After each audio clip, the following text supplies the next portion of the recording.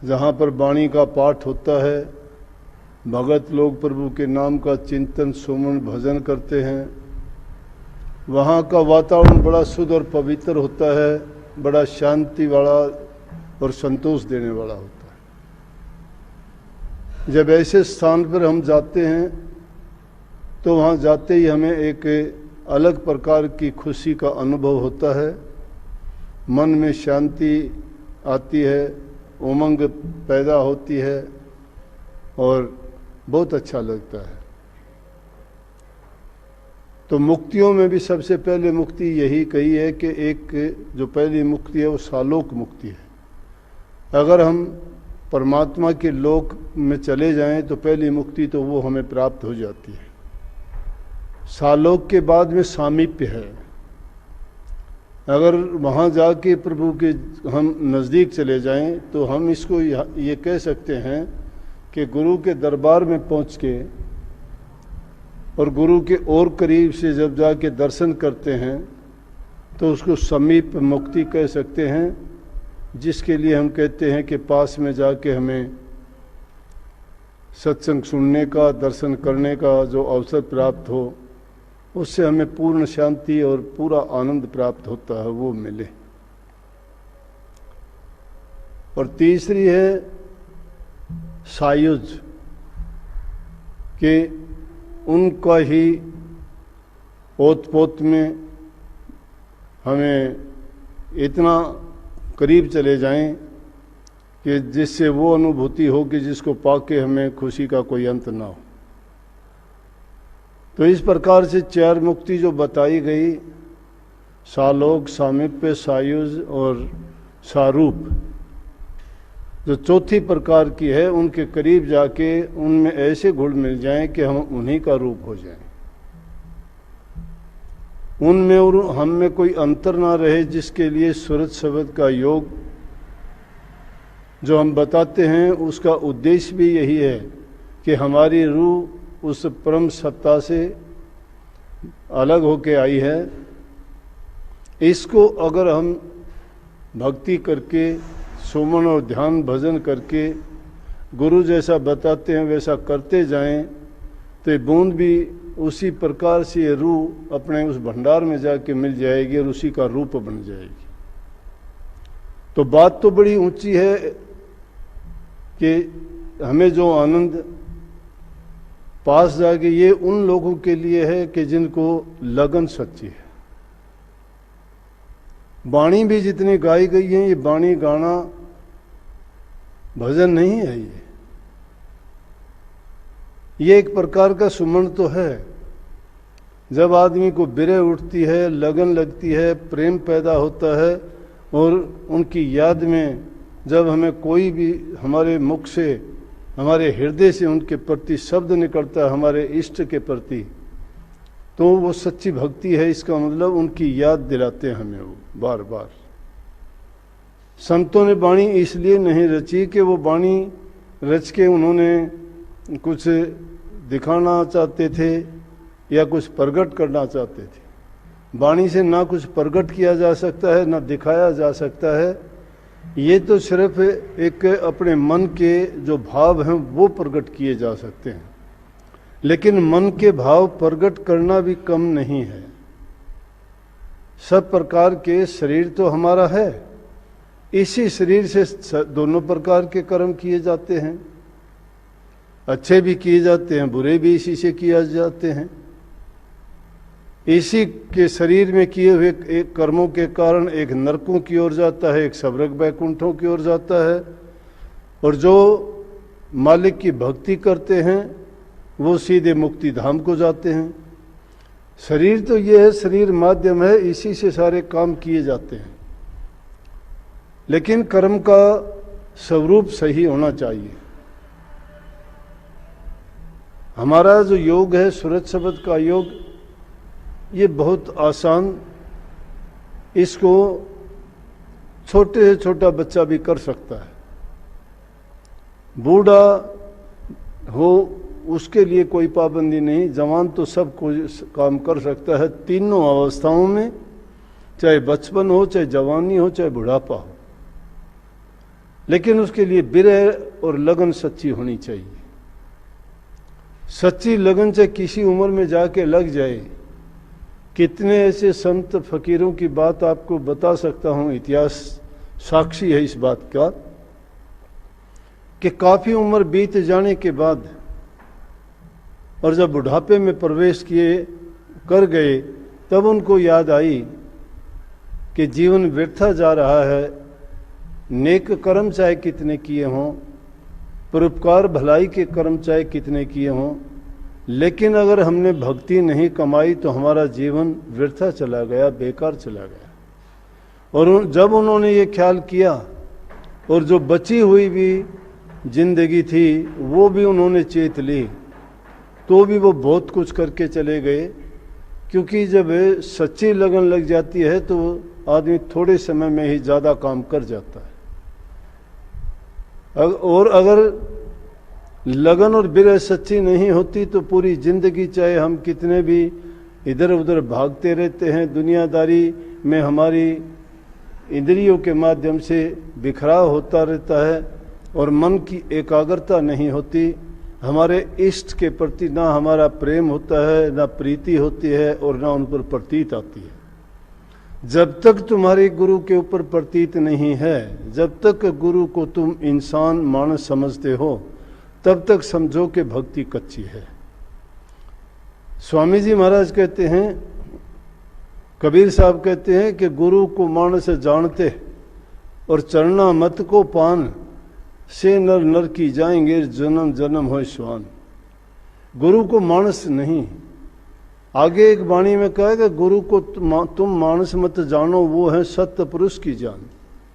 क्योंकि संत सभी इस धरा पर महापुरुषों के मालिक के भेजे हुए भटके हुए जीवों को राह दिखा के उनसे मिलाने के लिए ही उनका मिशन होता है, इसीलिए उनको भेजा जाता है।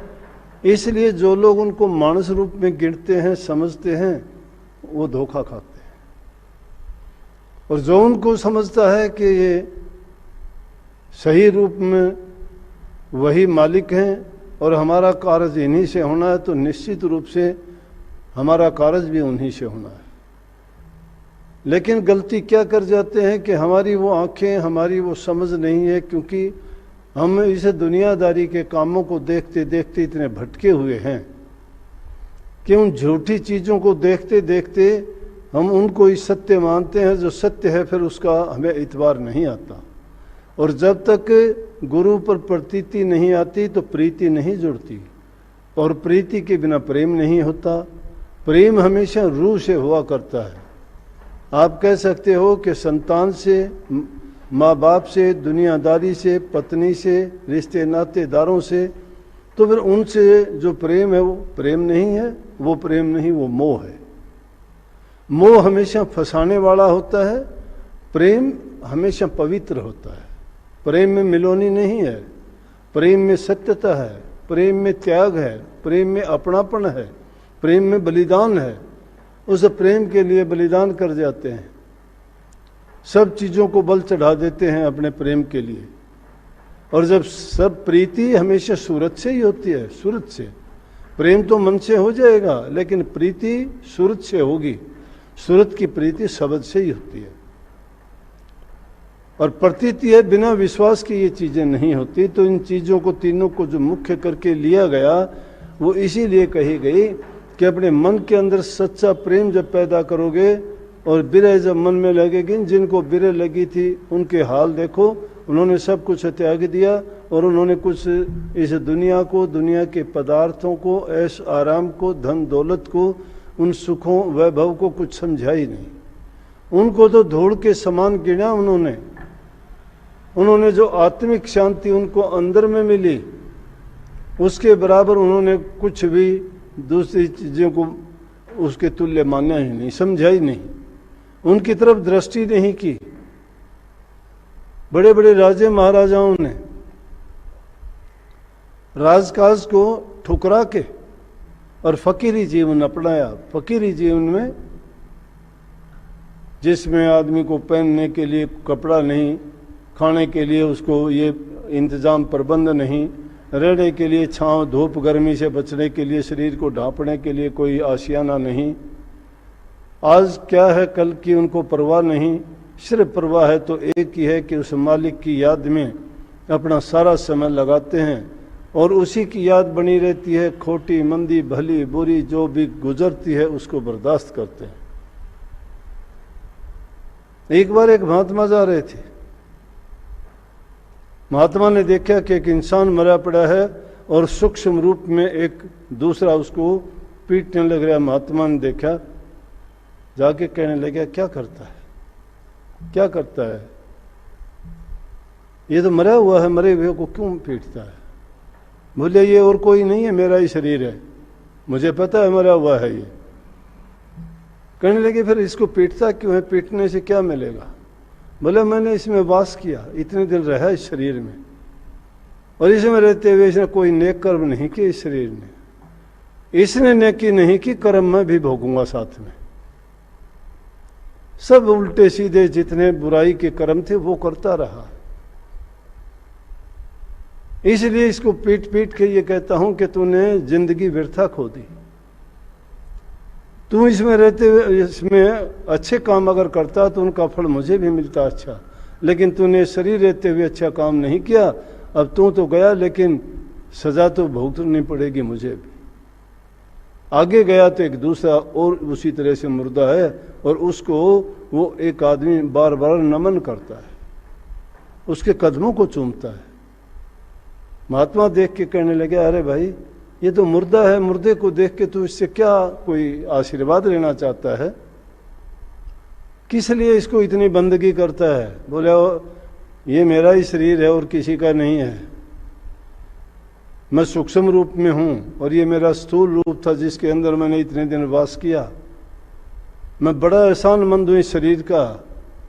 इस शरीर ने बड़े बड़े नेक काम किए, बड़े भलाई के काम किए, परोपकार के किए, दान पुण्य किए, बड़ी सेवा की, प्रभु की बंदगी करी, और आज इसी की बंदगी के कारण इसने मेरे दरवाजे खोल दिए, मैं मोक्ष द्वार में पहुंचूंगा।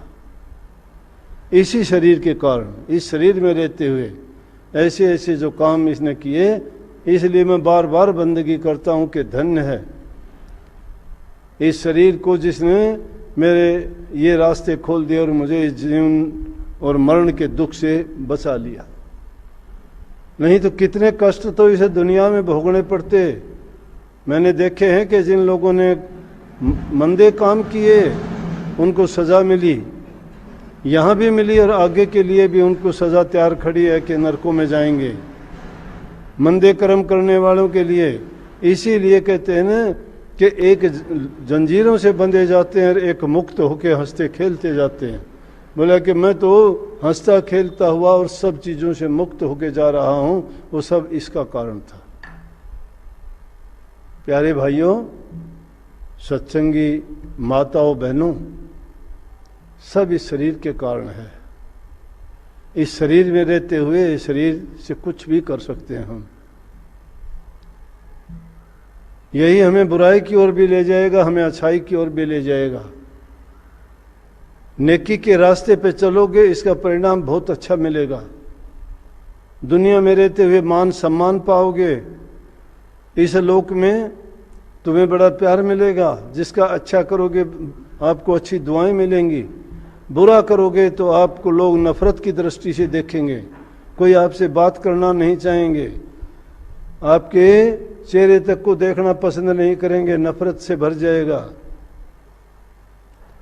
अगर नेक काम करोगे तो यहाँ हर इंसान आपसे प्यार करना चाहेगा, हर इंसान आपसे बात करना चाहेगा, हर खुशी को आपके साथ मिलकर बांटना चाहेगा।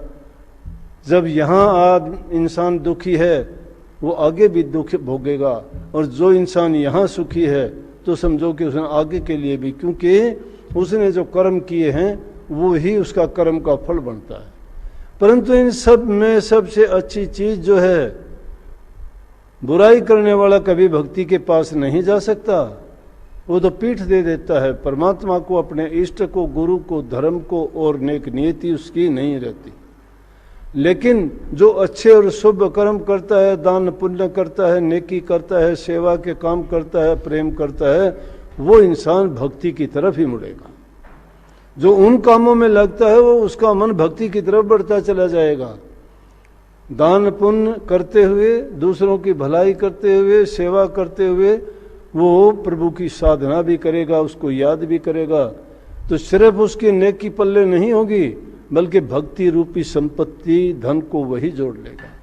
और जिसके पास भक्ति रूपी धन है वो इस दुनिया में भी न्याय, आगे भी न्याय है, क्योंकि उसको चिंता नहीं है, उसको किसी प्रकार की चिंता नहीं है। वो अपनी चिंता अपने इष्ट पर डाल देता है और कहता है रहो निचिंत, करो मत चिंता, चोंच दे सोई चिंत करेगो। कि जिसने चोंच दी है वो चिंता हमारी वो करेगा। हमें चिंता करने की क्या जरूरत है?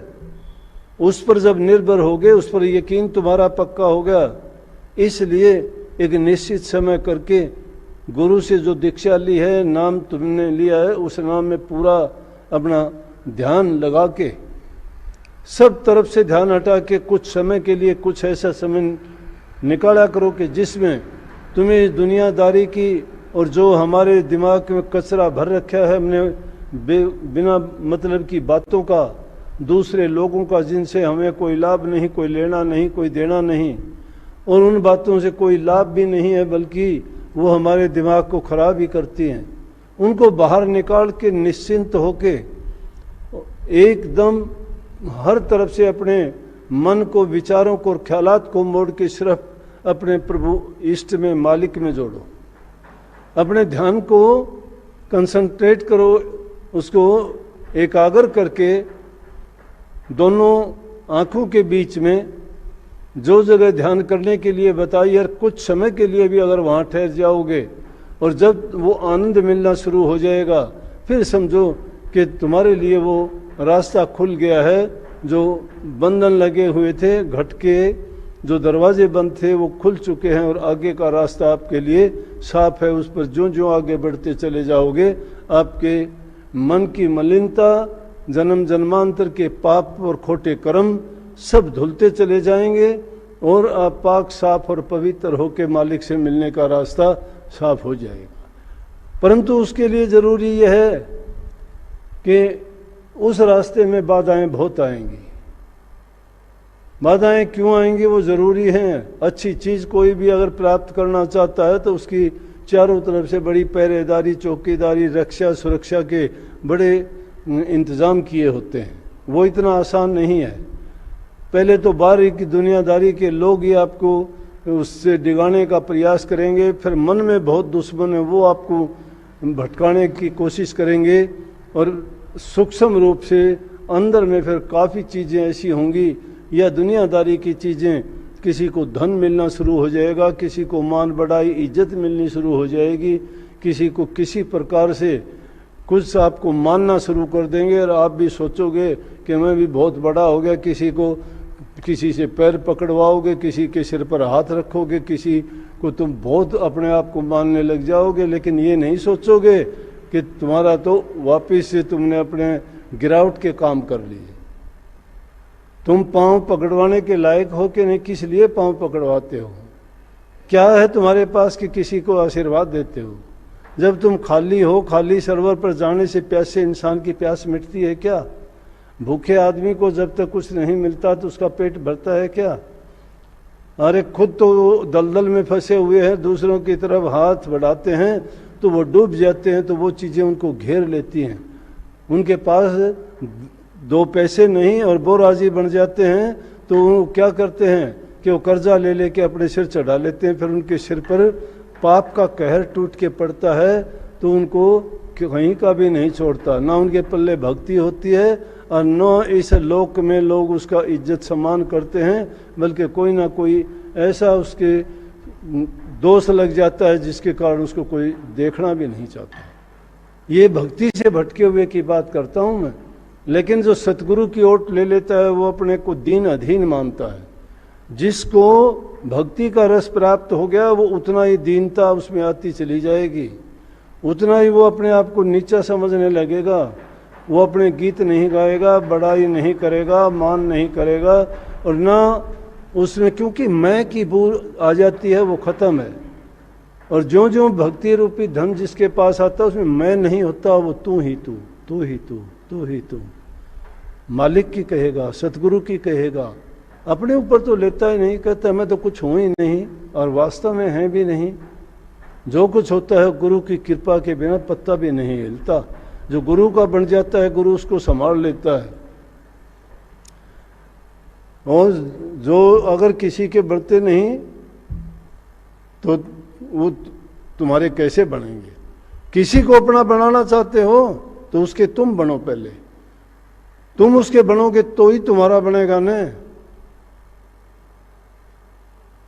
अपने आपे को मार लेते हो तो ये तभी सुधार होगा। अपना सुधार करना नहीं चाहते और बड़ा बनने की कोशिश करते हैं, ऐसे बड़े नहीं बनते। ऐसे बड़े बनने वाले बहुत देखे हैं कि उनमें गिरावट ही आती है। इसलिए कभी भी इन जो माया द्वारा रचित और काल का जो खेल है वो बड़ा अनूठा है, फंस जाता है इंसान। जब तक तो हमारे पल्ले कुछ नहीं है, दिखावा कुछ करते हैं तो उसकी पोल पट्टी तो पट जाएगी एक दिन उसकी तो, क्योंकि वो मालिक उनका पर्दा उठा देता है। ऐसे झूठे कपटी और धोखेबाज लोगों का वो ठहर नहीं पाते, एक दिन उनका वो झूठ का पाल फट जाता है। तो भक्ति ऐसी चीज है जो जिसने पाई वो उसने गुप्त कर ली, उसको छिपा लिया। कही है बल्कि काहे रे बकवाद लाई हो, जिन हरी पाई हो तिन ही छिपाई हो। जिसने हरी पाया है उसने छिपा लिया, बताया ही नहीं। उन्होंने तो कह दिया ना भाई मैं तो कुछ भी नहीं, जो करता है मालिक करता है, सतगुरु करता है, मेरे बस की बात नहीं, मैं तो आप जैसा ही हूँ। जब तक और फिर इंसान अगर कोई कहता है, कई थोड़ी सी बढ़ाई मिली कि ओह आपने ये कर दिया, और वो पूरे फिर अपने आप को सिद्ध मानना शुरू कर देते हैं, तो समझो कि गिरावट आ जाती है। और भक्ति में ये है कि जितनी इंसान करता चला जाता है, ये तो ऐसी चीज़ है जितना तो मीठा डालते जाओगे उतना ही उसमें मिठास पैदा होता जाएगा। भक्ति जितनी कमाते चले जाओगे उतने ही गहीर गंभीर होते चले जाओगे, और मालिक के करीब जितने जाओगे तो आप में मालिक का गुण आ जाएगा। मालिक सारे काम करके भी कभी किसी को ये नहीं दिखाता कि मैं ये करता हूँ, लेकिन सबके कारण सारता है वो। हंस रास्ते में गुरु बिन कौन छुटावेगा, मत लूटे हंस रास्ते में। गुरु बिन कौन छुटावेगा, मत लूटे हंस रास्ते में।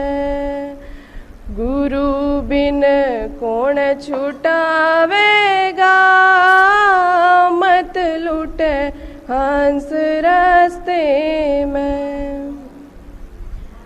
मानस चोला धार के रतन नहीं पिछाना राम। मानस चोला धार के रतन नहीं पिछाना राम। खोटी खोटी कर कमाई, ब्याज रहा ना मूल जन्म तेरा व्यर्था जावेगा। मत लूटे हंस रास्ते में, गुरु बिन कौन छुटावेगा। मत लूटे हंस रास्ते में, गुरु बिन कौन छुटावेगा। मत लूटे हंस रास्ते में। बाजी खेले पाप की रे तेरी पों पर अटकी सांस। बाजी खेले पाप की रे तेरी पों पर अटकी सांस। सत के पासे गेर बावरे हर भज हो जा पार गुरु तेरी होड़ निभावेगा। मत लूटे हंस रस्ते में, गुरु बिन कौन छुटावेगा। मत लूटे हंस रस्ते में, गुरु बिन कौन छुटावेगा। मत लूटे हंस रस्ते में। पांच विषयों में लटपट रहता हो या फिर गलतान। पांच विषयों में लटपट रहता हो या फिर गलतान। इधर उधर ने क्या डोले तेरी कुत्ते आली बाण। छोड़ देना फिर पछतावेगा। मत लूटे हंस रस्ते में, गुरु बिन कौन छुटावेगा। मत लूटे हंस रस्ते में, गुरु बिन कौन छुटावेगा। मत लूटे हंस रस्ते में। सत्य सत्य का झगड़ा है भाई, पच पच गया जहान। सत्य सत्य का झगड़ा है भाई, पच पच गया जहान। कहे कबीर सुनो भाई साधो, हर भज हो जा पार।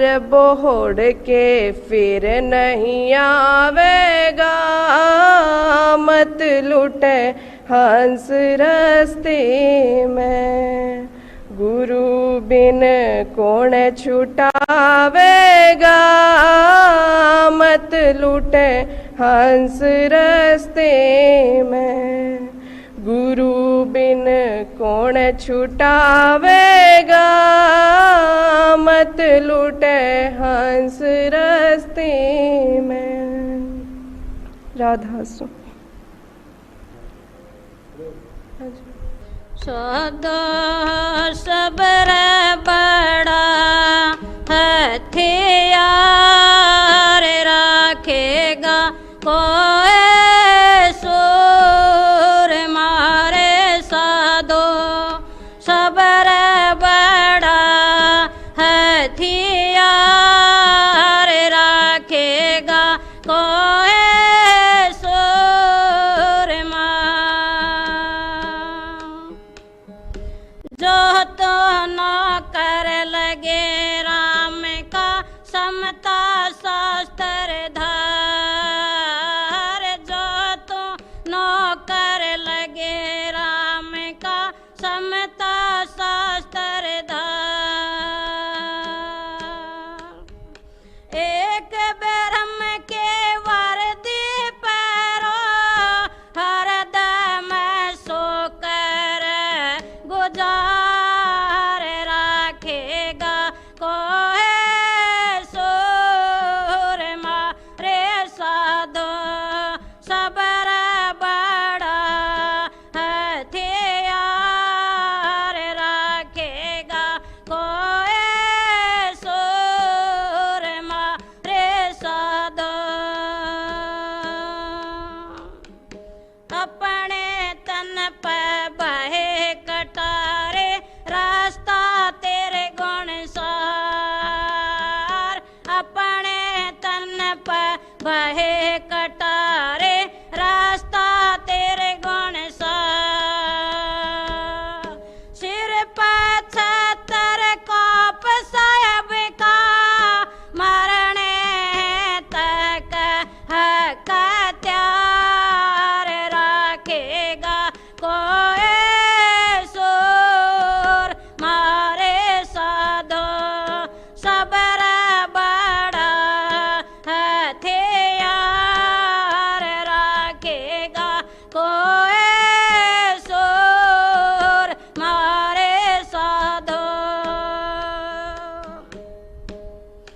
जन्म जन्म के बैरे मारे गुरुमुख करे पुकार। जन्म जन्म के बैरे मारे गुरुमुख करे पुकार। जम के कड़ धाड़ हटा के ज्ञान घोड़े असवार राखेगा कोई सोर मारे